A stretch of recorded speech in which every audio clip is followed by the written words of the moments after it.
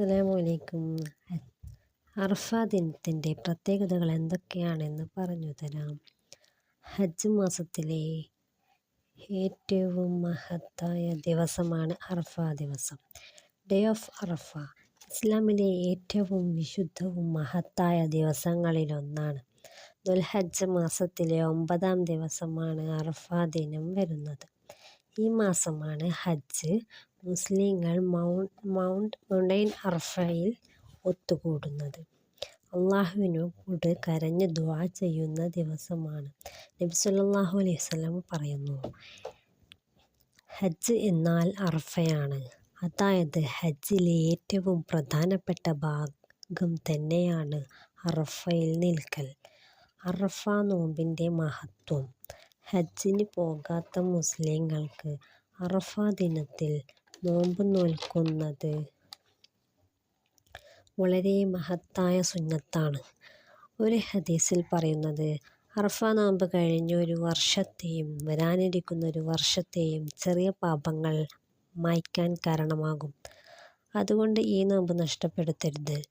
എന്തുകൊണ്ട് ഈ ദിവസം പ്രത്യേകമാണ്? അള്ളാഹു ഏറ്റവും കൂടുതൽ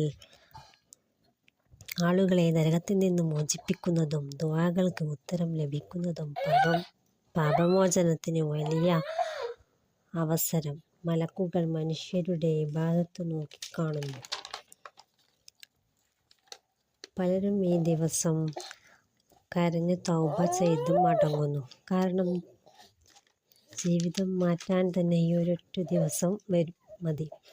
അറഫ ദിനത്തിൽ ചെയ്യേണ്ട കാര്യങ്ങൾ: നോമ്പ് നോൽക്കൽ വളരെ മികച്ച അമൽ. ധാരാളമായി ദുആ ചെയ്യുക.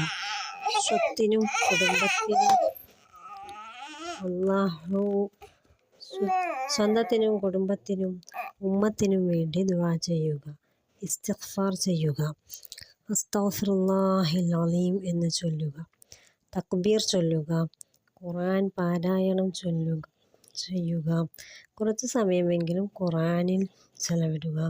ഒരുപക്ഷേ ഇത് നമ്മുടെ ജീവിതത്തിലെ അവസാന അറഫ ദിനമായിരിക്കാം. അതുകൊണ്ട് ഈ ദിവസം വെറുതെ കളയരുത്. തൗബ അല്ലെങ്കിൽ ഒരു ദുആ അള്ളാഹുവിൻ്റെ മുമ്പിൽ നമ്മുടെ ജീവിതം മാറ്റാൻ മതിയാകും. അറഫ ദിനം നഷ്ടപ്പെടുത്താതെ ഈ ദിവസത്തിൽ ചെയ്യേണ്ട എല്ലാ കാര്യങ്ങളും ചെയ്യുക. ഈ വീഡിയോ ഉപകാരപ്രദമാണെങ്കിൽ ഷെയർ ചെയ്യൂ. ഒരു ഷെയർ പോലും ഒരാളുടെ ജീവിതം മാറ്റാൻ കാരണമാകാം.